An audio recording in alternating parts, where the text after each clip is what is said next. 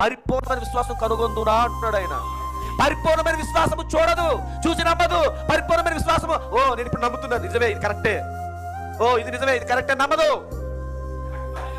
పరిపూర్ణమైన విశ్వాసం ఉన్నటువంటి వ్యక్తి అసలు అదృశ్య రూపంలో ఉన్నప్పుడే దృశ్య రూపంలో రాక మునిపే నేను నమ్ముతున్నాను. ఎంతలా నమ్ముతున్నాను అంటే అదృశ్య రూపంలో పెన్ను ఉంది కదా, ఇదిగో నేను నమ్ముతున్నాను నమ్ముతున్నాను నమ్ముతున్నాను. ఎంత నమ్ముతున్నాను, ఈ నమ్ముతున్నది ఒక రోజు అయ్యేసరికి ఇలాగ వచ్చేస్తుంది, అంతవరకు నమ్మేస్తావు. అన్నాడు నువ్వు అదృశ్య రూపంలో ఎంతగా నమ్ముతున్నావు, ఆ నమ్ముతున్నది ఏం చేస్తుంది అంటే ఒకనొక సమయం వచ్చినప్పుడు దృశ్య రూపంలో తీసుకుని వస్తుంది అన్నాడు నేను. ఇప్పుడు రివర్స్ లో నువ్వు మాట చెప్తున్నాను. ఇప్పుడు మనం దృశ్య రూపంలో ఉన్నాం. మనం ఈ దృశ్య రూపంలో ఉండి అదృశ్య రూపంలో ఉన్న దానికోసం ఎదురు చూస్తూ ఉన్నాము. అంతేనండి, దృశ్య రూపంలో ఉన్న మనం ఇప్పుడు ఒక అదృశ్య రూపంలో ఉన్న దానికోసం ఎదురు చూస్తాం. ఏమిటి ఆ అదృశ్య రూపంలో ఉంది? మన థియోఫనీ, మన వాక్య శరీరం ఇక్కడ ఉంది. అర్థమవుతుంది.